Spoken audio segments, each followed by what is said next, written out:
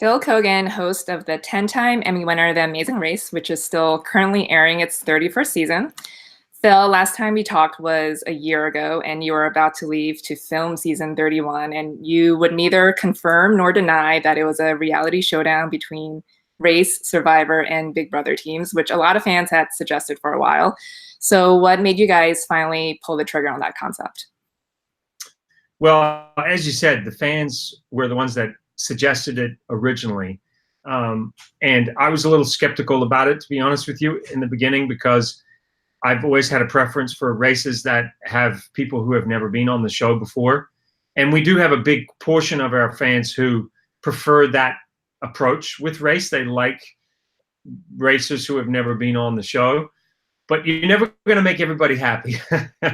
You're never going to get a total consensus. Case in point, what's going on in our country politically right now. But everybody should have their say. And I have to say that having gone out and shot it, and now you will have seen, we've had 8 episodes now of this season, and it's been amazing. It's been fantastic. It's a lot of people who weren't into this idea have enjoyed it.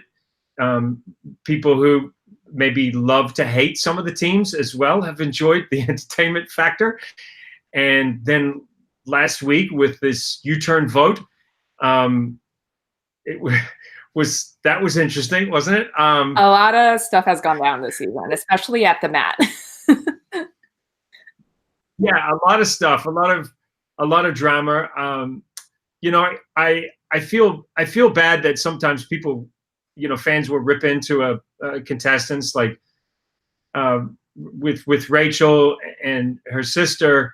Some people have said some nasty things, and I just think, you know what? Until you've been out there and you've experienced what it's like to be on the race, just take a chill pill. I mean, they've made for some great TV, and there's one thing that you can't deny, and that's that they bring a tremendous amount of spirit and entertainment factor to the show. So cut people some slack and just enjoy it.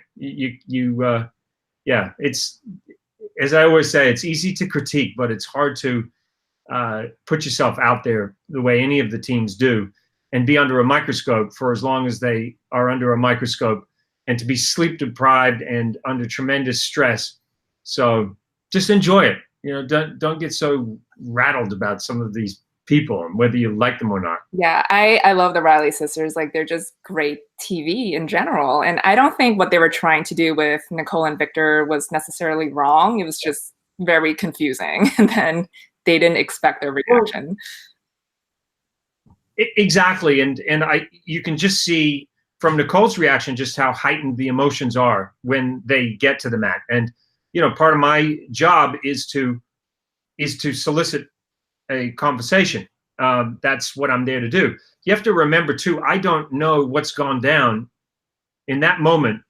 I don't know what's gone down between those teams, right? I haven't seen it. The audience has seen what I haven't seen in that moment, if that makes sense. Right? Yeah. In that moment, I haven't been on the course to see what happened, but what happened was shown to the audience. So it's up to me now to then go dig into, well, what happened? And, I wouldn't be doing my job if I didn't facilitate a conversation. To be honest with you, I had no idea that there were so many deep-seated emotions. And obviously, Nicole got extremely upset. And there was a lot of misunderstanding there. But this happens when you put that many competitive people in a race around the world. You're going to get the sparks like that. And the season has had plenty of them. Yeah, definitely. Well, were there any race teams that you really wanted to come back this season? Like, how did that casting go then when you were picking alums? We really looked at who the fans talked about the most. There's always teams that, for one reason or another, maybe aren't available or can't come back. But the teams that we had come back are teams that fans talk about, that the fans love. I did an interview with Leo and Jamal on my podcast, on the Bucket with Phil Keoghan podcast. Yeah, and I think it was quite insightful for people who maybe misunderstood who Leo and Jamal were. They call themselves affectionately the Afghanimals. And one of the reasons that we love the diversity that we have on our cast is that we're able to shed new light on different people. And I got them opening up about talking what it was like being in America after 9/11 and being of Afghani descent, and some of the ill will that was projected their way. And then you find out that that Jamal has served this country, served the American military, and then you get a new appreciation for who they are. So yeah, people who maybe didn't fully understand the Afghanimals got to know them even more this season, and that's part of the reason I wanted to sit down with them. There's so much depth to a lot of these teams that we don't have enough time to get to every season because the show's going so fast. So it was nice to be able to spend some time with them and really talk to them. Yeah, definitely. It's my favorite thing. That's my favorite thing on the whole show is the time that I have with them on the mat. Chat, which talk and they don't have to go anywhere next.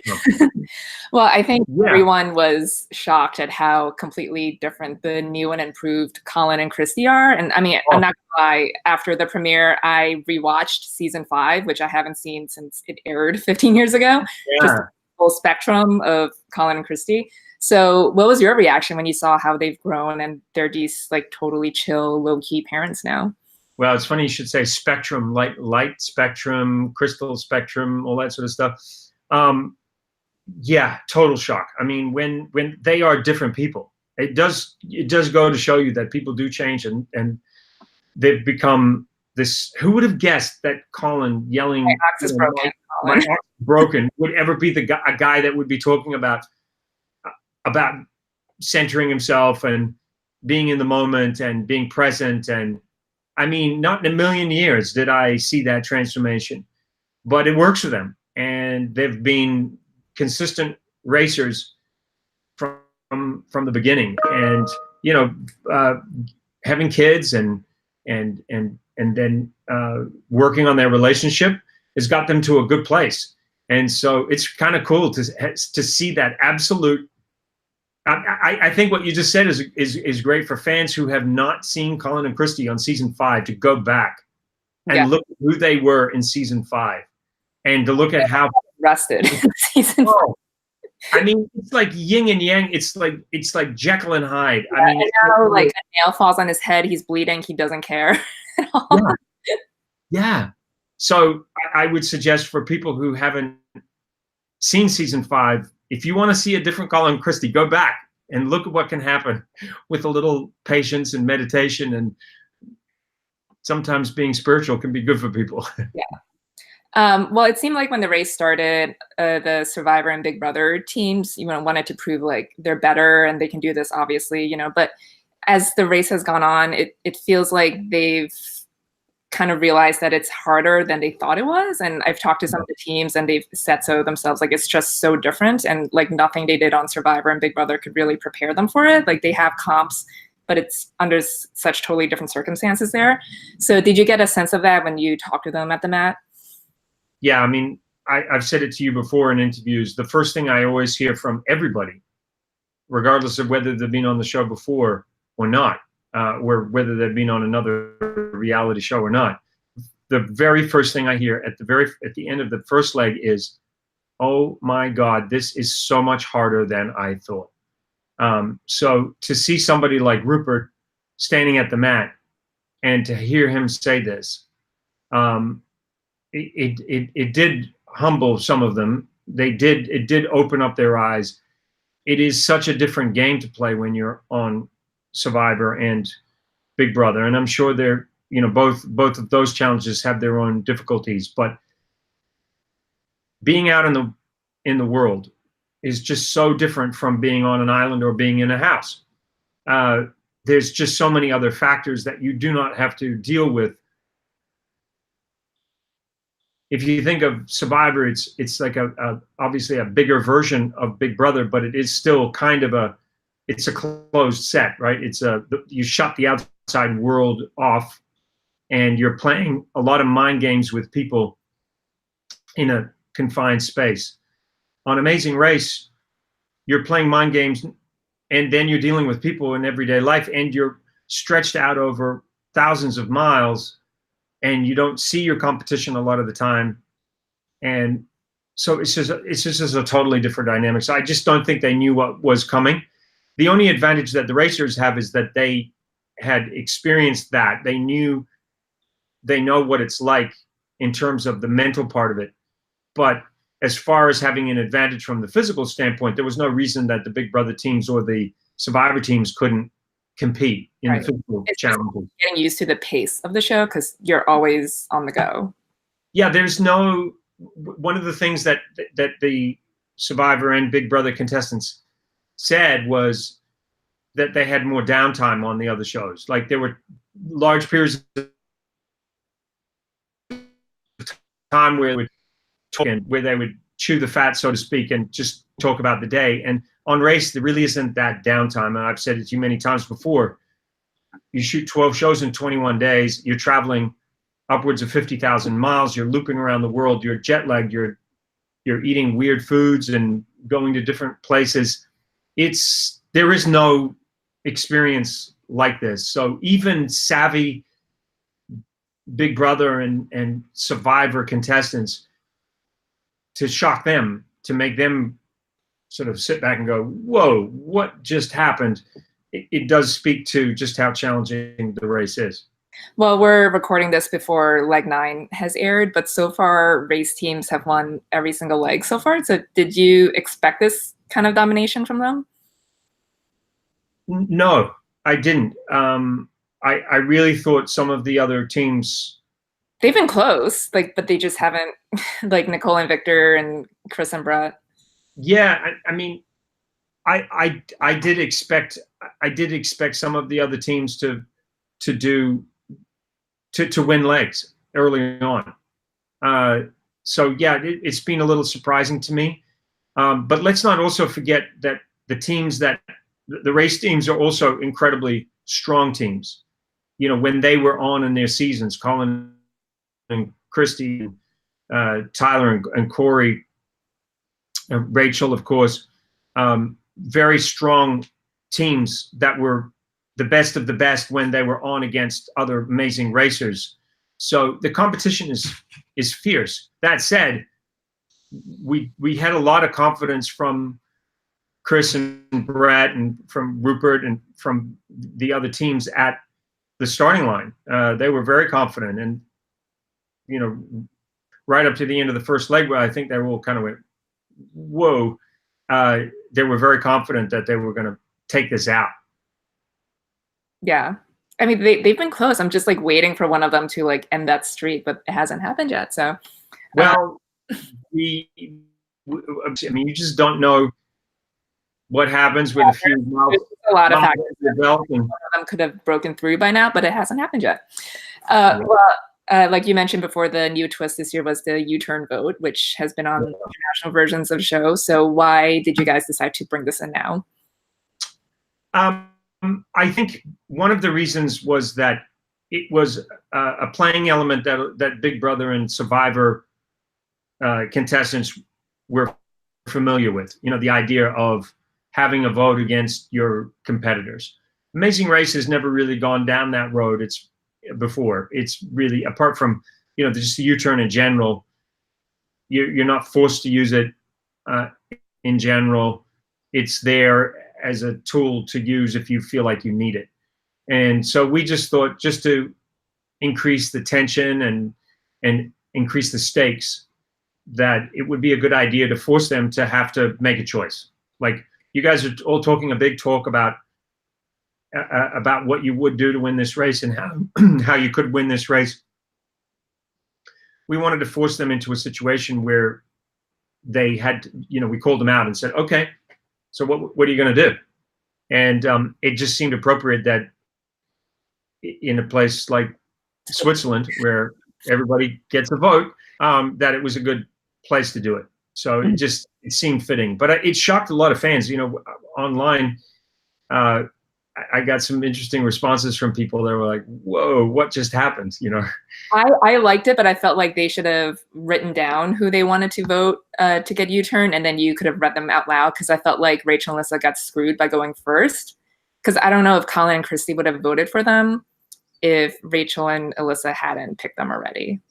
Yeah, I think that would probably have felt a little bit like Survivor, probably, and more like something that had been done before. So it was the order was random, you know, like who went first. We just drew those names out, and yeah, we just did it our way, you know. So I don't know if anything is fair in love and war, right? It's like Race. it was just the way that we did it, and you know, it forced. Well, look what happened with Colin and Christy with a double U-turn. They are, look at, you know, they're 15 years older, but they literally haven't lost a step. Like, they're so fast. right. So they just decided, okay, we've been U-turned, we're just going to deal with it. Yeah. So mm-hmm. you got to wasn't Emmy eligible, because it was originally scheduled to premiere on May 22nd, which is just 9 days from the cutoff. But then it was moved to April 17th. So now you guys are eligible. So was that ever a concern for you guys, possibly missing the Emmy cycle for the first time? And then what was your reaction when you got word that the show was premiering earlier? Well, I don't know if it was a concern, but it was certainly, it didn't feel good that we weren't going to be eligible, because, you know, we pride ourselves in being able to pride ourselves in being nominated. We've been lucky enough to win, but just being nominated is a huge honor. And I'm not just saying that. I mean, it is something that we take very seriously. So the idea that we were going to miss out by a few days because of scheduling, yeah, we were heartbroken by that. Then when we found out that we got moved up, you know, that comes with its own challenges, because suddenly the lead time is less than we'd wanted, and we'd already put out a date about when we were going to be going on. So we had to rally very quickly to get the word out. And it took a while for fans to catch up to the fact that we were on. Thank God we live in an era now where people can go back and catch up. And a lot of people had to, because they didn't know. So look, you know, CBS tried some other programming, and as you know, it's so incredibly difficult to get anything new and different to work on TV. So you got to give them credit for trying something new and different, but they also know that when they put Amazing Race on, it's going to perform, and it's been solid. You know, here we are 18, 19 years later, and the show is rock solid. So it feels good to know that fans still want the show. And as I said to somebody in a tweet yesterday, as long as you want the show, we'll keep making the show, because we want to keep making it for you. Yeah, definitely. Well, you guys are submitting the 6th episode in Uganda. So why did you guys pick that one? It was, I mean, you saw it. There was just so many elements to it. It was so colorful. We got an incredible reaction from fans about that episode. There was so much drama. And yeah, it was different. We'd never been there before. We love going to new and different places, and it just looked exotic. And I love challenges that are inherently part of. We found out what Rolex is there. So. Yeah, I mean, I love that whole thing. Go get a Rolex in the market. Oh, really? Okay. Yeah, no, it's just it just felt like the right one, and it was nicely cut together, and it had all the elements that we love in an Amazing Race. And how many shows are set in a place like Uganda? You know, we're not, again, it's just such a foreign concept to even the Big Brother and Survivor teams, for them to be suddenly in Uganda, and then they're flying to Europe, and they're going to Switzerland. It's just that contrast is such a wonderful thing, that in one episode you can be thousands of miles apart, and teams are exposed to such contrast, cultural contrast. Yeah, definitely. Well, I know season 32 has already been filmed, so what can you tease about that? Well, season 32, we're wanting to get back to a lot of the core elements of race, having come off this season, which is where we pulled in people from various seasons on different shows. We went sort of back to the basics on 32, and a really dynamic cast, and all the things to me that make the show work. Everybody, you know, always says what's new and different, but at the end of the day, honestly, fans like what sort of is the same. They like the fact that there's certain things they can expect from the show, and they want to see those things again and again. And there's nothing wrong with that. You know, I mean, if you look at shows that have incredible longevity, they're the ones that just keep giving fans who love the show what they want. So I don't think we always have to be changing the core concept of what race is all about. It's so good at a fundamental level. Why mess with something that everybody loves? Mm-hmm. You know? Yeah, we can try new and different things here and there, try some different things, but at the end of the day, we can't forget what the show. Yeah, like the foundation is still the same. So yeah, so I would say that that's sort of what the focus was with 32, was, of course, with a few surprises along the way, but at its core, sort of back to why everybody fell in love with Amazing Race in the first place. Mm-hmm. And any word on season 33 yet? No word, but I think, you know, my gut tells me that because the show's performed really well, and with the strength of season 32, which we're wrapping up right now in post-production, just knowing the strength of what's to come, I feel pretty confident that they're going to see this show still has a lot of legs left. No, yeah.